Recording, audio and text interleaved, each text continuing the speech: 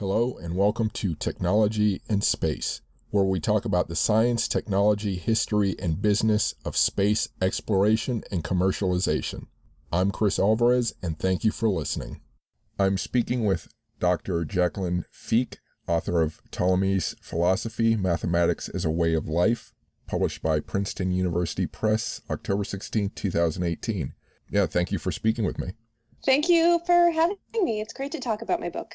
So, and I'll say since, this Technology and Space podcast, and the reason I wanted to talk about Ptolemy is the importance of his philosophy and mathematics to the exploration of space. As it's used in many different ways in that study. So first, how did you get into studying and writing on Ptolemy and his philosophy? Right. So, I actually became interested in the general topic of the history of science back when I was an undergraduate student. Mm-hmm. I was, I was taking classes in various subjects, and I was very interested in astronomy back then. Mm-hmm. So I went to Brown University in Providence, Rhode Island, and I took all of the astronomy and astrophysics classes that I could. But at the same time, I was more interested in philosophy and religious studies. But to make some extra money on the side, I was helping to TA the astronomy labs for the astronomy courses at Brown. So in the evenings during the school year, I, was on top of the physics building at Brown, teaching other students how to use telescopes and do observational astronomy. At the same time as I was taking classes in philosophy and religious studies. And when I was a senior at Brown, I was interested in writing a senior thesis. And it was actually my roommate at the time who first introduced me to the discipline of history of science. I think her sister-in-law was a historian of science. And she said, Jackie, maybe you should consider combining your interests in astronomy and philosophy and religion. And my favorite class at the time was a course in ancient Greek religion. Mm-hmm. So I went to that professor and I said, I'm interested in writing a senior thesis on astronomy and ancient Greek religion. Would you be interested in supervising that? And she was interested in that.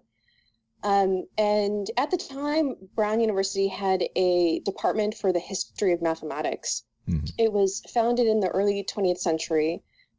And some of the great figures from my field, especially the history of ancient Greek mathematics and other mathematics in antiquity, they had been at that department.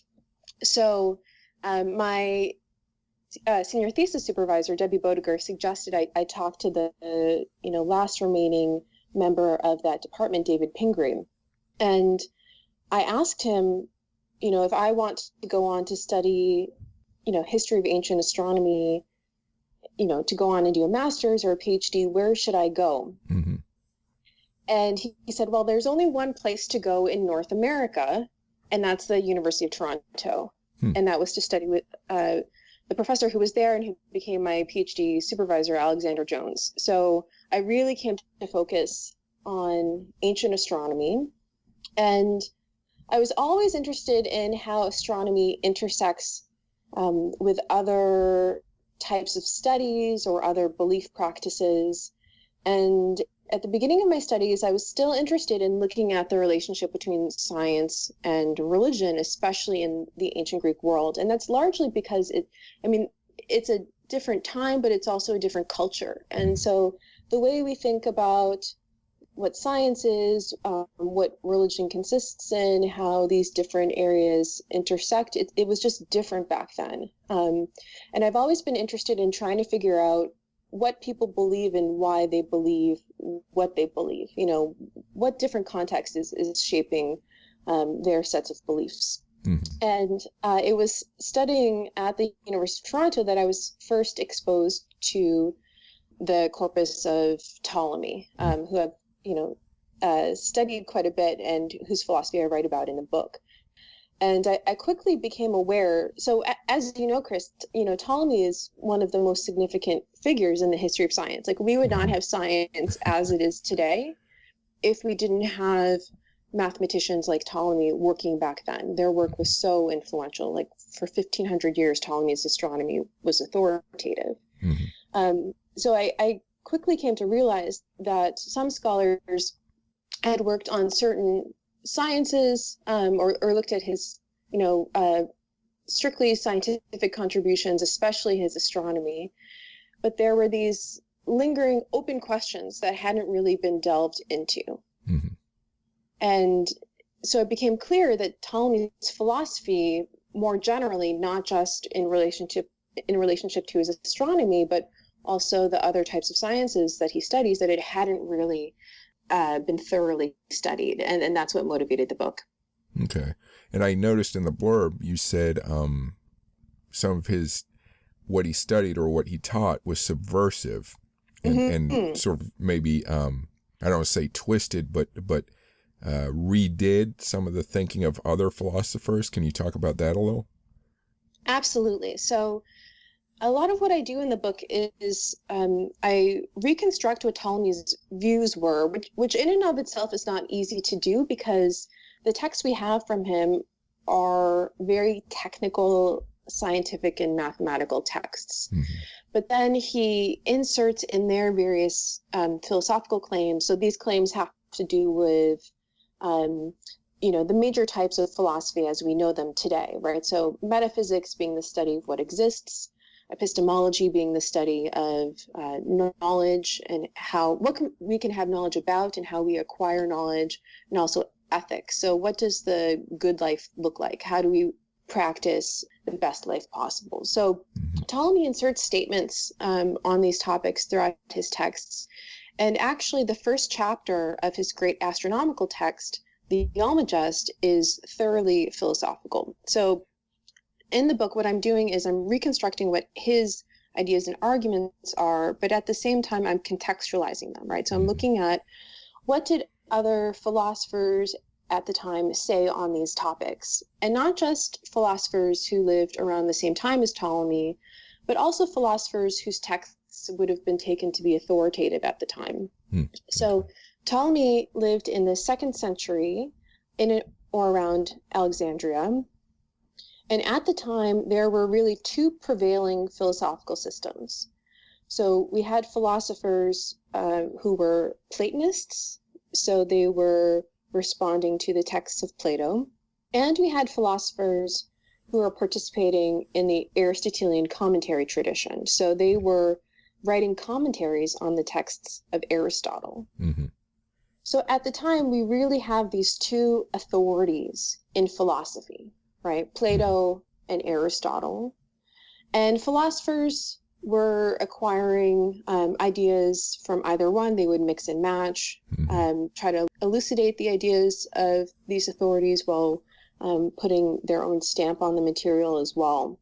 So when I talk about Ptolemy's philosophy being subversive, the idea there is that he's appropriating these ideas from these philosophical authorities and contemporary philosophers, but then he kind of turns them against those very philosophers, right? So he does this by, appropriating various concepts and definitions, but then the ultimate claim that he puts forward goes against what those philosophers were trying to argue in the first place. So Ptolemy really does this in two important ways. So one way in which he does this is he's talking about what can we actually have knowledge about. And so when we talk about knowledge in ancient Greek philosophy, we're talking about what we can be absolutely certain of, right? As opposed to just guessing about. So Ptolemy is responding to both Plato and Aristotle, but for Aristotle especially, he claimed that we can have knowledge in all of the types of theoretical inquiry. So the main categories there are physics, mathematics, and theology, right? So we can have knowledge about all of these types of things. For Ptolemy, he is arguing that the only thing we can have knowledge about are mathematical objects. So it's only the mathematical sciences that yield knowledge. And what's especially interesting about that is Ptolemy is a mathematician. He's studying mathematical sciences. The philosophers who he was reacting against, they principally were studying these other types of inquiry, physics or theology. So what he's doing is he's claiming that philosophers can't have knowledge about any of the things that they're studying, right? All they can do is guess at the nature of their subject matter, and he criticizes them and says that they can't agree on anything. I mean, that's a claim that we might put forward towards philosophers today, right? I mean, they're in perpetual disagreement. They're not agreeing on anything. And Ptolemy is saying, but we can have knowledge in mathematics and the mathematical sciences. So on the one hand, he's saying, if you want to know anything, you have to study math. And the other area he talks about, and this is like the special focus of the book, is ethics, right? So he's arguing that if you want to live a good life, the best life possible, the only way to achieve that, again, is by studying mathematics. I'm speaking with Jacqueline Feke, author of Ptolemy's Philosophy. You can find more information about her work on her professor webpage at University of Waterloo. If you like this podcast, Technology in Space, so far, please subscribe to it and rate it if you can. If you want more science, technology, and space history, please visit technologyinspace.com to sign up for my weekly newsletter and keep track of my latest posts. You can also find written interviews and my social media links there. You can find the links to my other podcasts at militaryhistorypodcast.com and fullcontactnerd.com. Now back to the podcast. Maybe this question is outside the scope of your study, or maybe it's right in it.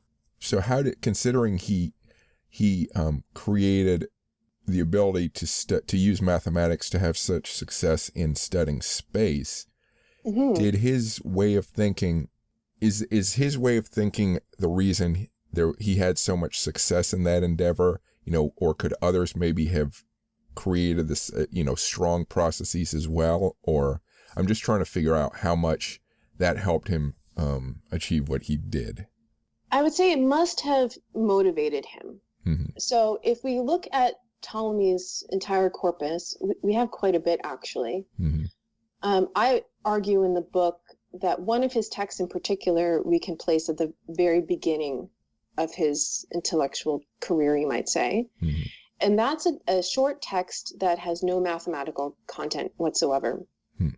So historians over the past few decades, have argued against or for the authenticity of that text, whether it was or was not by Ptolemy. I think it's pretty well established now that it is by him, but there is this question, well, why would he write something that has no mathematics in it? And I argue that it just took him a little bit of time to formulate this idea that mathematics is necessary for knowledge. And then once he formulates that idea, it really drives him forward. So he studied and wrote texts on a number of mathematical sciences. And then even when he's studying more physical phenomena, what we might call the physical sciences, even then, those studies are framed by mathematics. Because remember that Ptolemy says that theology and physics are conjectural. We can't have knowledge of those types of things. But he does say that mathematics contributes to physics. And so what we see him doing is that if he wants to understand the physical nature of something, the way to do that is to first study the mathematical properties of something, and then that can give you insight to what's going on physically there. So very basically, he'll talk about, for instance, if you look at the directionality in which something moves in the natural world, right, up or down or circularly, looking at the motion of it, and for Ptolemy studying motion, that's doing mathematics, that will tell you about the physical nature of it, right? Is it a corruptible substance? Is it heavy? Is it light? Those sorts of things. So even when he's doing physics, it's still framed by mathematics. And his absolute dedication to mathematics, it's quite impressive. I mean, he wrote a massive amount. And I would think that it would have been inspired by these sorts of philosophical ideas that he formulated. So how much did he apply? So as far as the field of mathematics, how much did he apply what was already sort of what existed as far as the study of mathematics, and how much did he add to or create new types of applications of mathematics? Right. So Ptolemy was working at this time in the 2nd century where a lot of intellectual output was done by systematizing what had come before. Mm-hmm. Right. So he was definitely building on the work of predecessors. Mm-hmm. What's interesting is that Ptolemy will often point to one predecessor in particular as having done an especially good job. Right. So in the case of his astronomy, he points to Hipparchus, who lived centuries before him, and really praises him as a lover of truth, and someone who contributed exceedingly well to astronomy. Mm-hmm. And then Ptolemy is trying to systematize what came before. He uses observation reports that go back to Mesopotamia, for instance, but he's also contributing. So he himself made observations. We have observation reports from him in his text, The Almagest. And he's also trying to improve on what came before as well. So very famously, Ptolemy's astronomical models were eccentric and epicyclic. I'm not sure how aware the listeners will be of these models, but the idea there is that the heavens consist of spheres. Mm-hmm. These spheres are made up of ether, a very rarefied substance, which naturally moves circularly around the Earth. Okay. So there's this idea that movement in the heavens is regular and circular, Mm-hmm.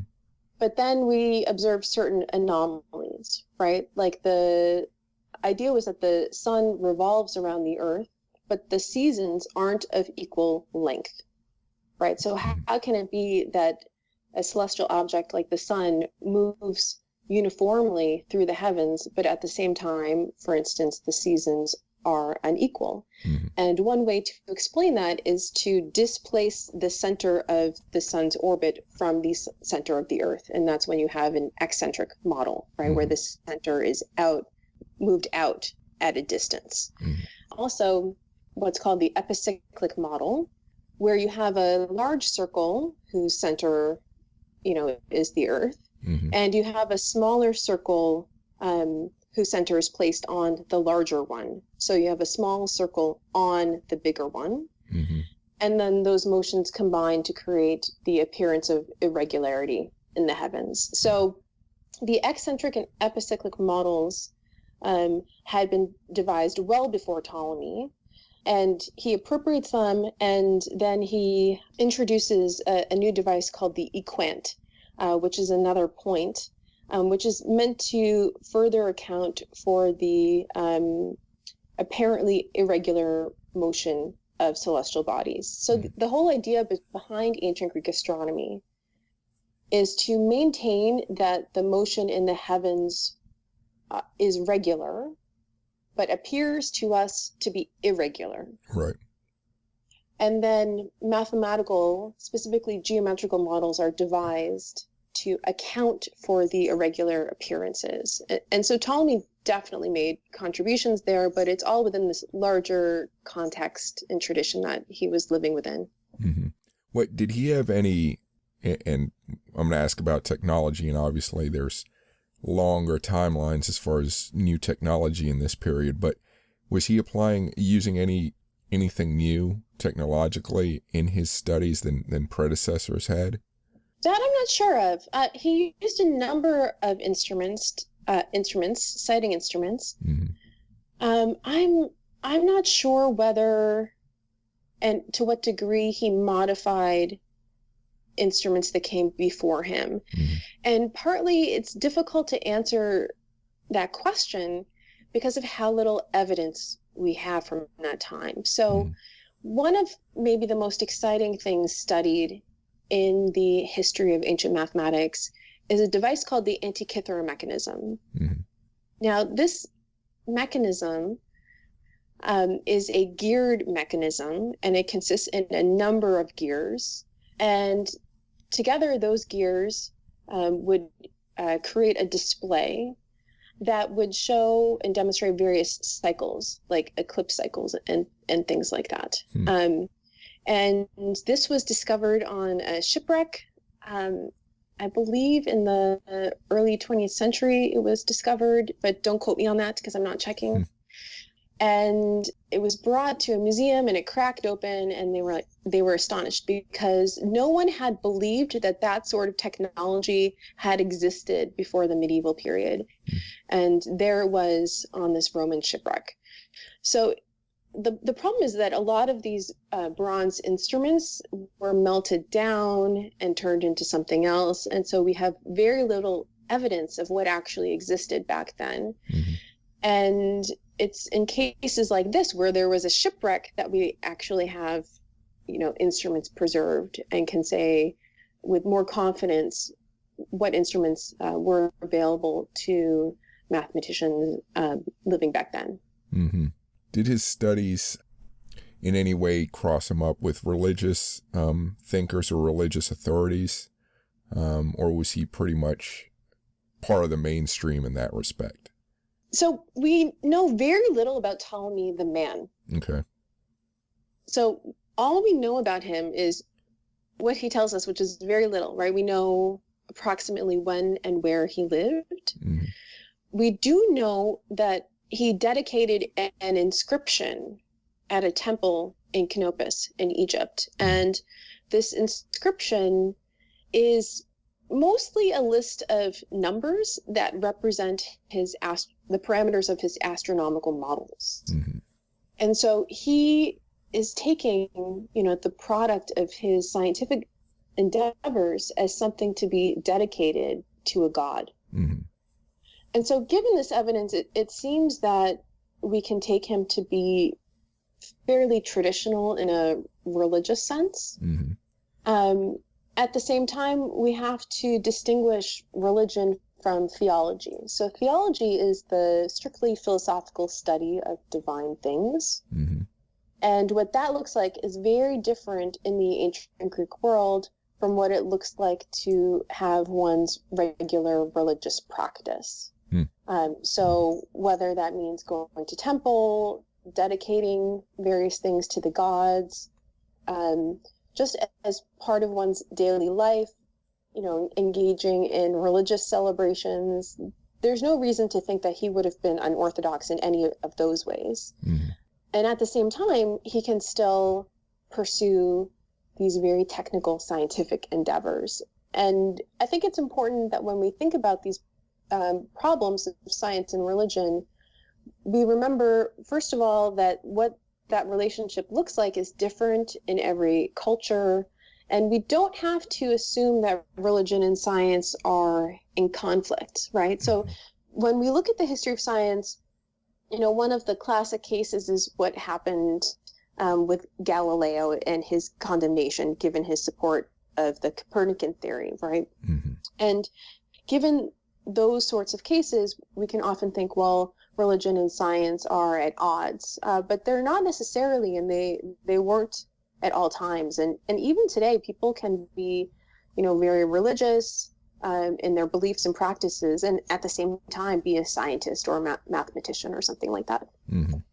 Now, you mentioned earlier that some of his work, stood the test of time for 1,500 years. What parts of his work are you referring to, and why did it have this strength? Can you speak to that? Sure. So I was especially referring to Ptolemy's astronomy. So his most famous text, we refer to it as the Almagest, mainly because that's how it was referred to in the Islamic tradition. But for Ptolemy, it was the mathematical composition. Okay. Right. And I mentioned a little bit before about how in the 2nd century in which he was living, a lot of intellectual work that was done was in synthesizing material that came before and improving on it.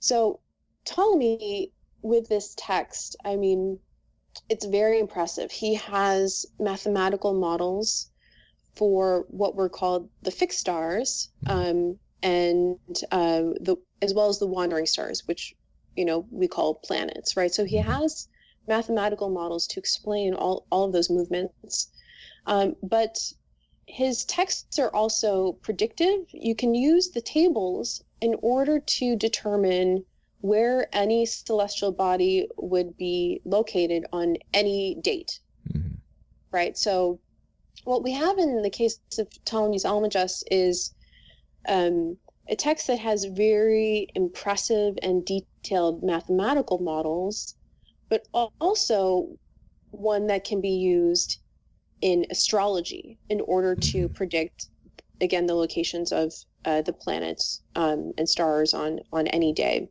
So what happens is his models are so good, right, that for mathematicians for centuries and millennia afterward, they were looking to his text as the gold standard. So it was used not just, we might say, for the highest level of astronomical study, but also a bit as a school text, right? So when philosophers and mathematicians in late antiquity were studying the mathematical sciences, they would look as well to the Almagest. And also astrologers could use the tables when they were doing their own work.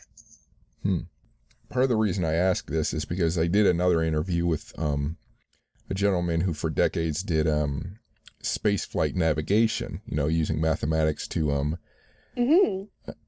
use to determine how to fly these unmanned spacecraft. And he made a comment that surprised me. He said, all the really hard work, was done by people I admire back in, I think he said to the 1600s, or I'm kind of paraphrasing him.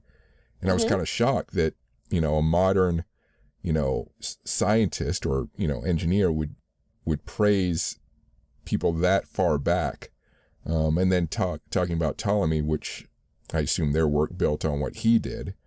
It seems, modern spacecraft technology and processes are so much more connected to the past. The path is shorter than I thought, I guess is my point. So that's part of the reason I asked the question, to see what, why this stood the test of time, this work. Absolutely. I mean, I was even surprised to figure out how short that path is. So I've worked at a number of universities. For 3 years, I was a postdoctoral fellow at Stanford University, and I brought my students to the rare book library in order to show them, some texts from the early modern period. And one text we looked at was, I believe it was a first edition of Copernicus's On the Revolutions, right? So published in 1543. So probably this person you were talking to was referring in part to Copernicus. So Copernicus is famous, of course, because he was the one who really established the hypothesis that the Earth is not at the center of the cosmos, but the sun is. And when Copernicus is doing this, he's responding specifically to Ptolemy's astronomy, even though Copernicus he published his text in 1543, and Ptolemy was living way back in the 2nd century. And really that's because Ptolemy's text became authoritative. Even in the Islamic tradition, when they were doing astronomy, they were trying to improve on Ptolemy specifically. And so when I, was looking at this first edition of Copernicus's text, what was interesting to me is I flipped towards the back, and at the end of it was included the first book of Ptolemy's Almagest. So whoever had bound that book thought that Ptolemy's text should be read side by side with Copernicus. Yeah, that's cool stuff. Can you talk about, in the book blurb, it mentions harmonics. Can you touch on that a little bit? Because I find that to be a very interesting subject. Yeah, definitely. So, of course, I was motivated to study Ptolemy because of my own interest in astronomy. But Ptolemy worked on a number of sciences. One of maybe the most significant sciences that he worked on in terms of his philosophical system is harmonics. So harmonics for Ptolemy is the study of the mathematical ratios that describe the relations among musical pitches. Mm-hmm. So if any of the listeners have studied music theory at all, I mean, they were doing something similar to what Ptolemy was doing. So we can talk about if you want to play an octave, you can look at the ratios in the lengths of the strings that produce that octave, and the ratio is 2-to-1, for instance. Mm-hmm. So he was reconstructing or endeavoring to discover, and also influenced by his predecessors, of course, but what are the ratios that describe the relations between pitches that we think of as harmonic, right? So musical notes. What ratios actually underlie those relations? So for Ptolemy, harmonics is a mathematical study, mm-hmm. right? It's looking at arithmetic ratios and seeing which ratios actually exist and explain these phenomena, what we hear when we listen to music. Mm-hmm.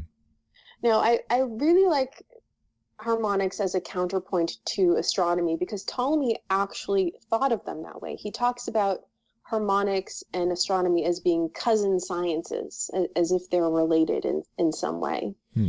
And it has to do with, just the idea that harmonics and astronomy are related in some way, that goes back centuries before Ptolemy. Pythagorean philosophers referred to them as sister sciences. Hmm.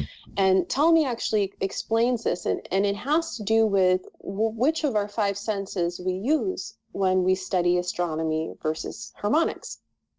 Hmm. So, because harmonics is the study of musical pitches, the only one of our senses we use specifically to study that is the sense of hearing. Mm-hmm. So musical pitches are things that we can only hear, right? We can't see them or smell them or taste them. Mm-hmm.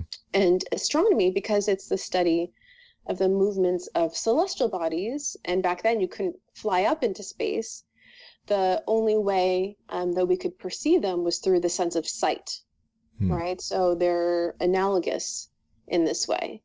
And I think it's interesting to take harmonics as the counterpoint to astronomy because we can look at the various claims, philosophical claims that Ptolemy makes with regard to each. Mm-hmm. And we can ask things like, okay, does he continue to claim that we can have knowledge in harmonics and knowledge in astronomy? And what about when it comes to ethics? If I want to live a good life, if I want to be a virtuous person, should I study astronomy? Should I study harmonics, or both? And the answer is both.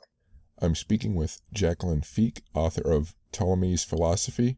You can find more information about her work on her professor webpage at University of Waterloo. If you like this podcast, Technology in Space, so far, please subscribe to it and rate it if you can. If you want more science, technology, and space history, please visit technologyinspace.com to sign up for my weekly newsletter and keep track of my latest posts. You can also find written interviews and my social media links there. You can find the links to my other podcasts at militaryhistorypodcast.com and fullcontactnerd.com. Now back to the podcast. Does his study of harmonics, does it also, and maybe I'm just totally off base here, but doesn't that also affect the study of, say, radio waves and using communication networks and also material science, the harmonics of materials as they vibrate, and when they coincide, they can accentuate each other or cancel and that sort of thing. Is there a flow between harmonics and that study? There is.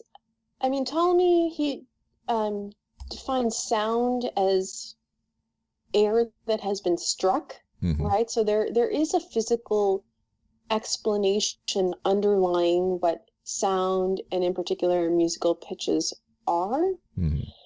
But for Ptolemy, he mainly approaches this from the mathematical end. Okay. And so while he allows that musical pitches are things that have a physical aspect to them, when he's studying them, he is focusing principally on those arithmetic ratios, so studying them mathematically. Mm-hmm. And in a way that I find very interesting, we doing a sort of controlled observation. I wouldn't go so far as to say that he was doing experiments, but he was trying to control for factors so that he could make the most precise observations possible.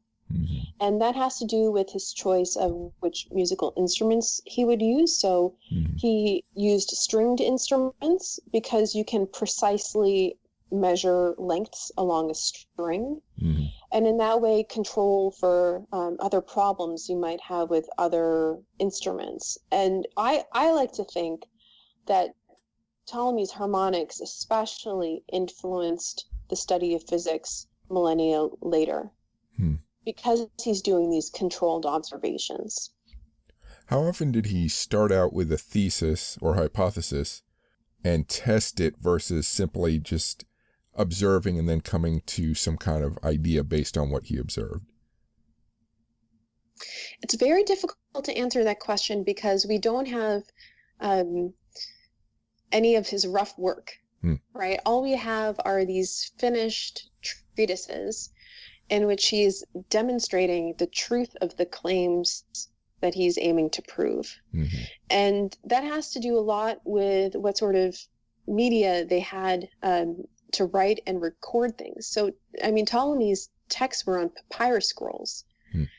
And those things disintegrate over time, even in Egypt where it's very dry. So if it's not buried in a garbage heap, it's going to disintegrate, and so it has to be recopied. And so for centuries, his texts were taken to be significant enough that they were copied over and over and over again by scribes.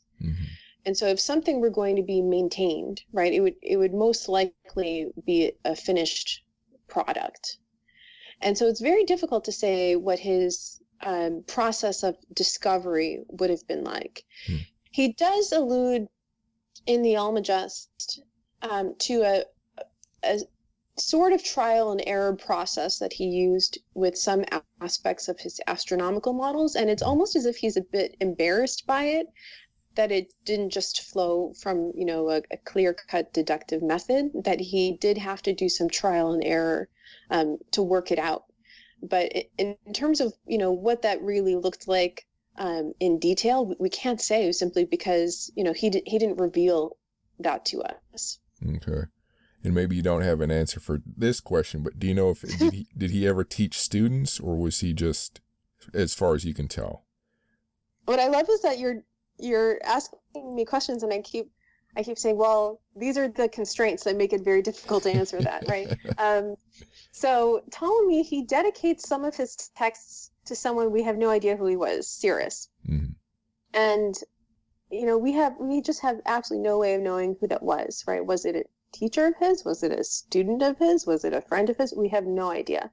I mean, it's also a matter of, he was living specifically in the 2nd century. And if we were looking later, like at the 4th century and mathematicians then, we know more about that context. And so we can say, for instance, that Theon of Alexandria, who was a commentator on Ptolemy, that he had students, including his daughter Hypatia.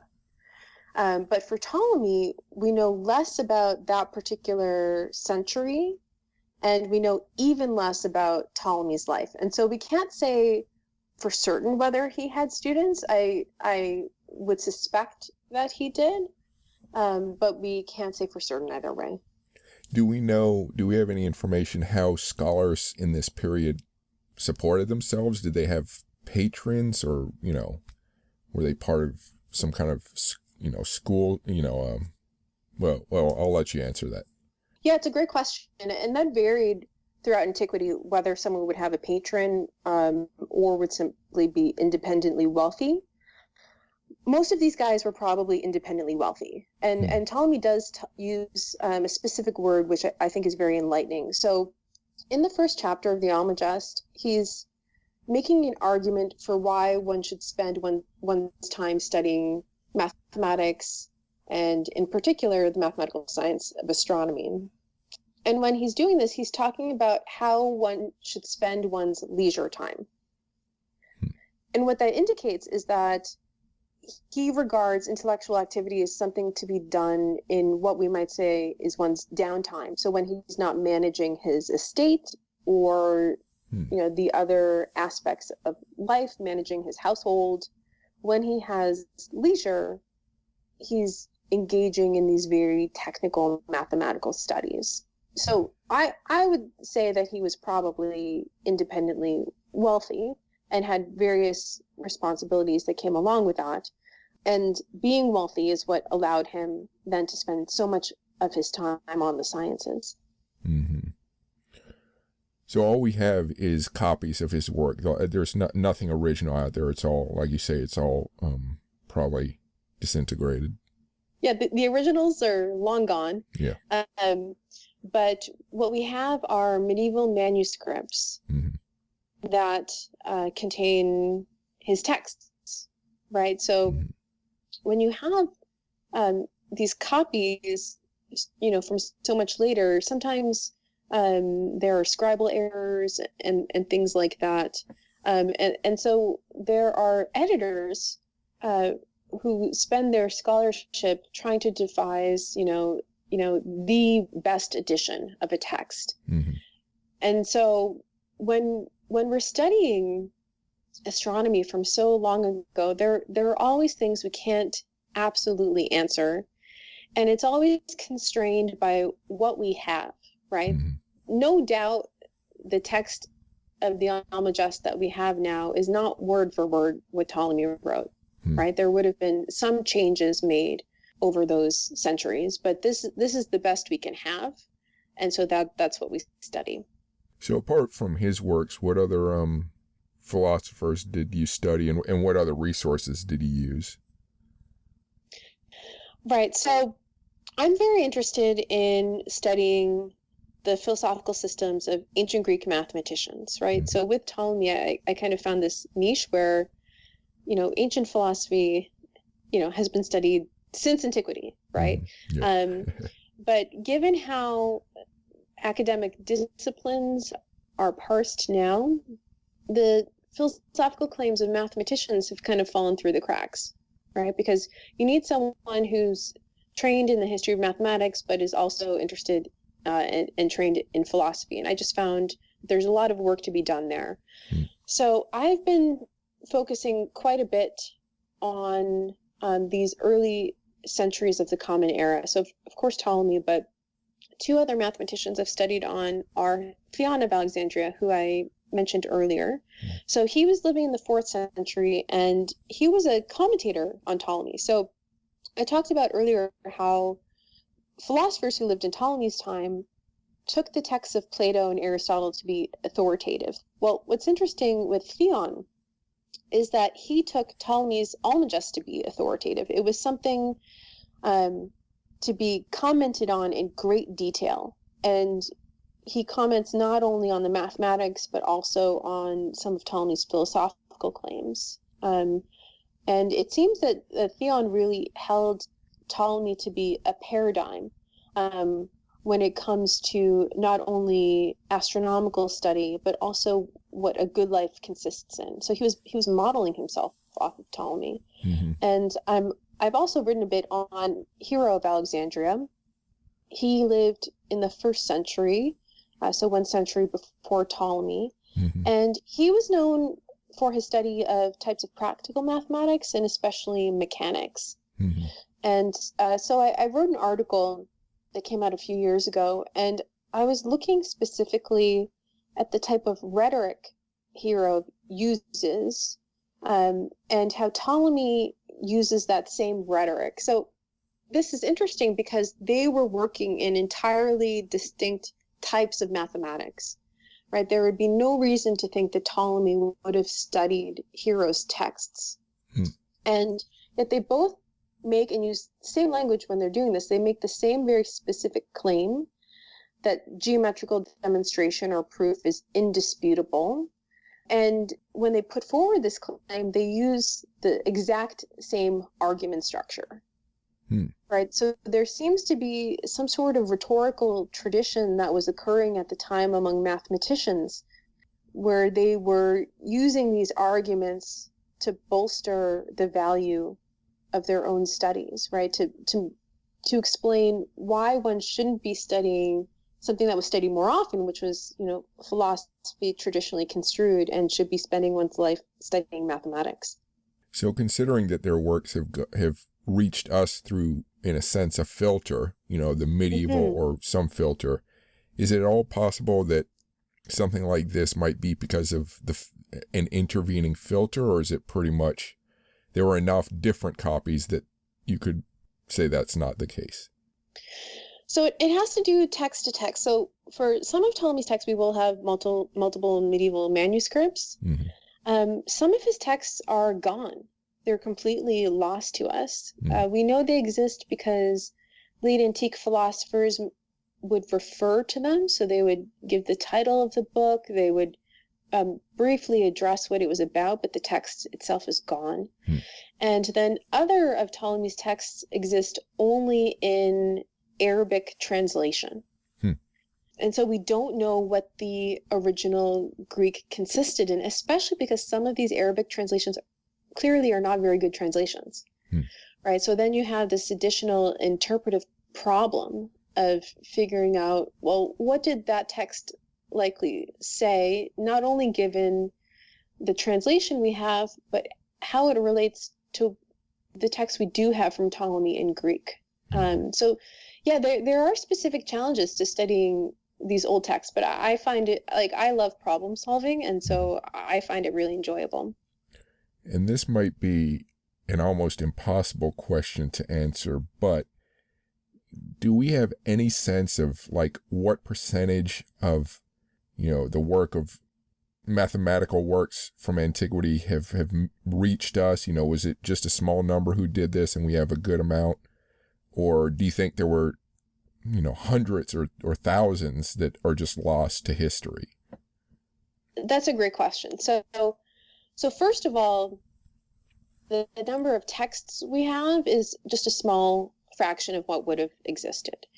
And that's, because of the practicality of how these texts having to be copied over and over again, but it also has to do with this idea of authoritative texts. So I mentioned how Ptolemy's Almagest is a compendium. It's synthesizing a lot of what came before it, as well as contributing new aspects to astronomy as well. But what that meant is that the texts that came before Ptolemy's Almagest were deemed obsolete.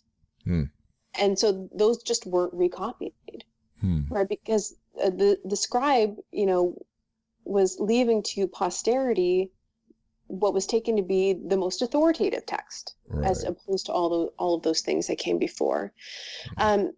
It's also important to keep in mind that there were actually very few mathematicians studying high-level mathematics in antiquity. I think when we tend to think about what the past would have been like, we tend to import certain things, right? So there are tons of mathematicians and scientists today. I have no idea the absolute number, but, tons, right? In the ancient Mediterranean, at most at any one time, there would have been a few dozen individuals studying high-level mathematics. So throughout the entire Mediterranean. So very, very few people. They might have been concentrated in certain areas, like Alexandria, especially where Ptolemy lived. But there were very few of them. And maybe that's also why we have this short path, like you were talking about, between the 16th century and antiquity. Because if you have fewer individuals working on this, they're responding to people who came, which people came before them, right? And some of them from centuries before. And those texts had to be transmitted. They had to be distributed amongst other people working in those areas.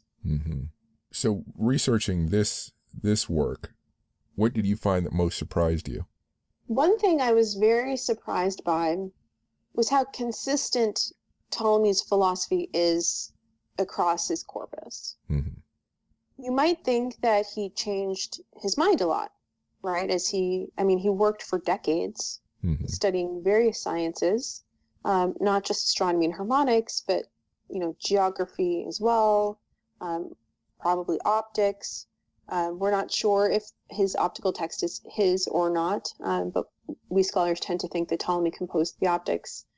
And you would think, well, if he's working over decades, wouldn't he change his mind quite a bit about what he thinks about these things? And he does on small matters, but when it comes to the big things about what we can have knowledge of and how he should dedicate his time specifically to mathematics, he's entirely consistent. Mm-hmm. That's very impressive to me, right? So he formulated this idea that one should dedicate one's life to mathematics, and he does just that for decades. Does the work he did it have, do you have an idea of how much practical application it had at the time, or did it just seem like it would be cool to know this, you know? Probably both. Yeah. So his tables, his astronomical tables, were used in astrology, and we tend to look down on astrology today. I mean, for Ptolemy, astrology was a physical science, right? It was the study of the effects that the movements of the stars and planets have on our souls and on our bodies, right? So his astrological text is very theoretical, but I mean, there were people, you know, throughout antiquity who were using astronomical tables to cast horoscopes. Mm-hmm. And people wanted to know what their futures would hold, and that could be determined, or at least guessed at well, through astrology. So Ptolemy's astronomy had a very real practical application in that way. Mm-hmm.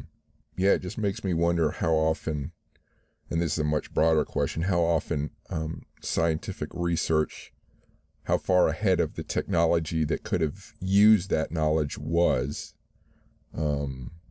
You know, because you could come up with something and then immediately afterwards an engineer would say, hey, that means I can create this.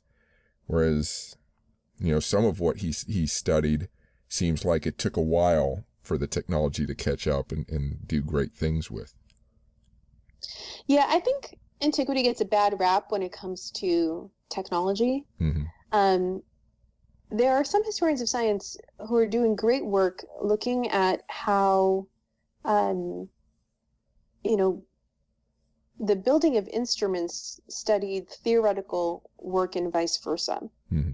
So I mentioned earlier that there are these two fundamental types of astronomical hypotheses in ancient Greek astronomy. One is called the eccentric model, and the other is the epicyclic. Mm-hmm. And the epicyclic is a small circle whose center is moving around a big circle. Well, what does that sound like or look like? It looks like a gear system. Mm-hmm.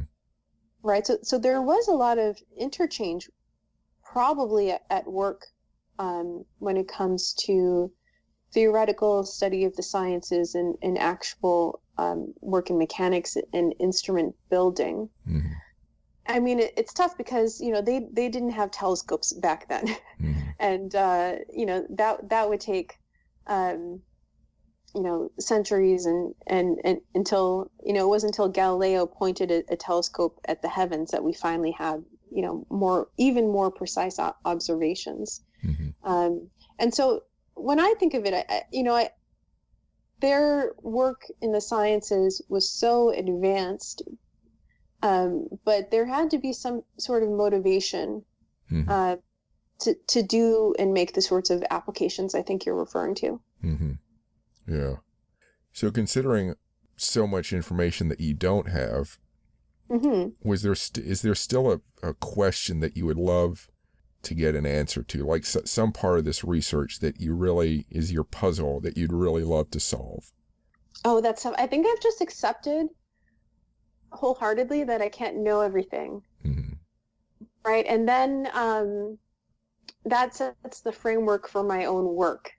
Right. So when we're doing history, we can never absolutely prove anything, right? We're trying to make the most convincing case given the material. I guess I kind of wish I could talk to Ptolemy's ghost and ask him if I was right, but I'm not sure I want the answer to that. I wish more people understood that about history, because so often you have people say, well, this is what happened and that's what happened in whatever period, or even in modern history, people feel like they have the answer for what happened. And it's like, no, I don't agree, but yeah, we have to look at the evidence and determine based on the evidence what the most convincing case is of what actually happened. yeah.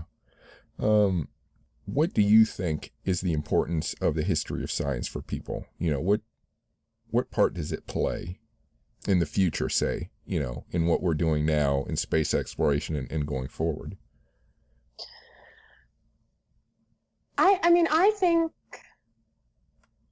think the history of science is hugely important. I mean, if we really want to understand why we're doing what we're doing now and how we got where we are, we should look to the past, right? Because a lot of that started with what they were doing, Mm-hmm. right? So, I mean, one of the most basic questions I'm addressing in the book is pretty much, why did Ptolemy study mathematics and the mathematical sciences, including astronomy? Mm-hmm.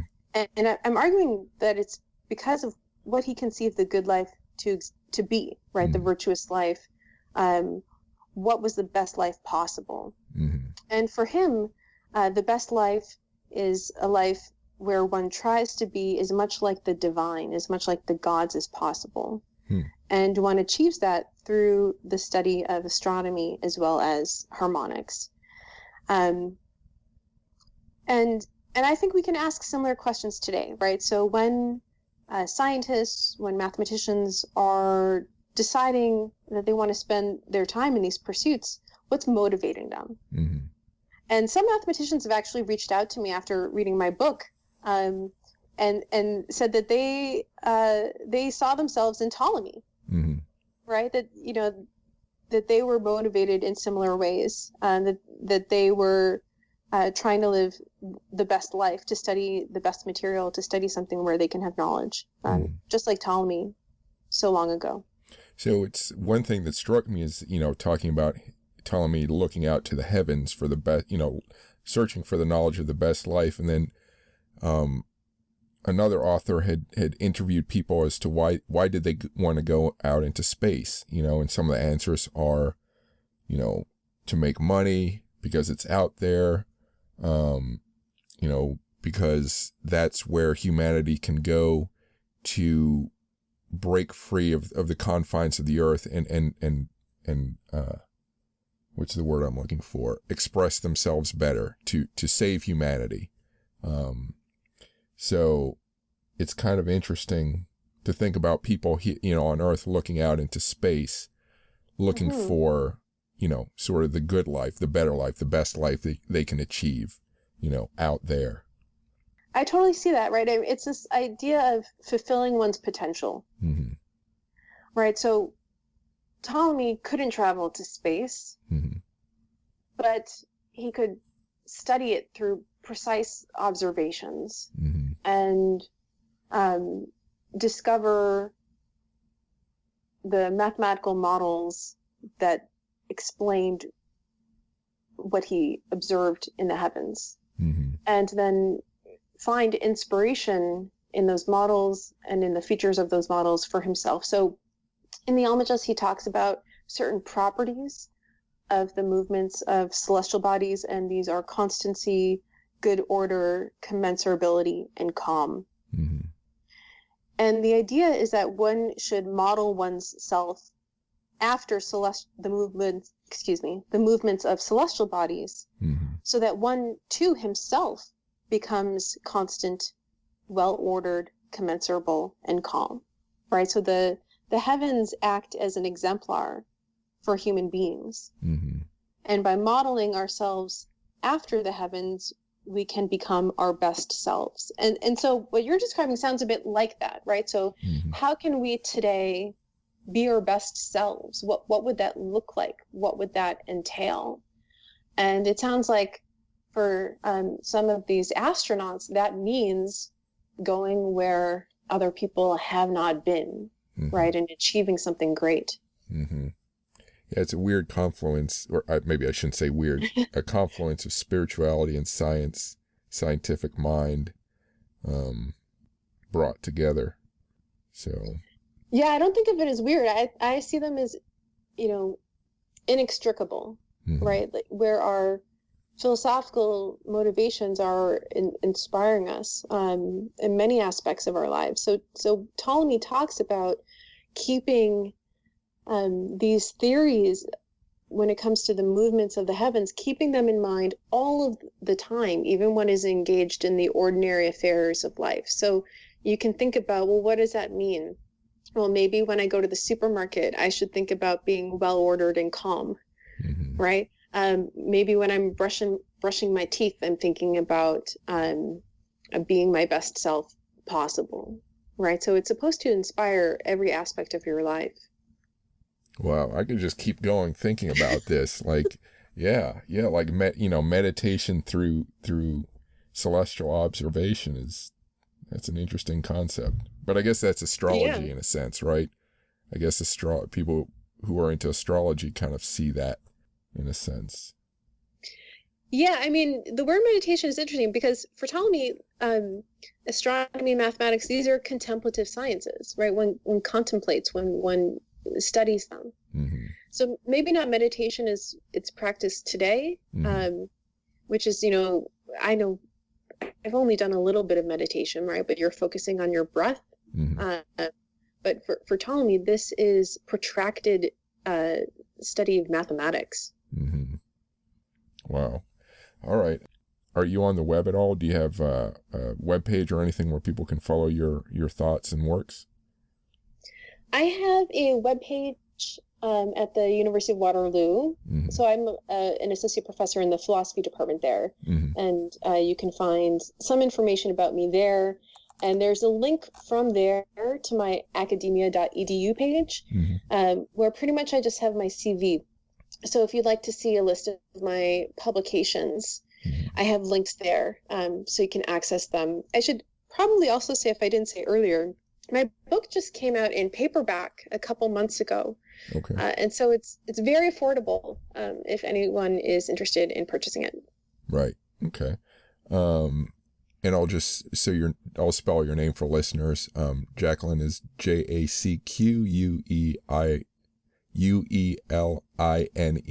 and then Feke is FEKE.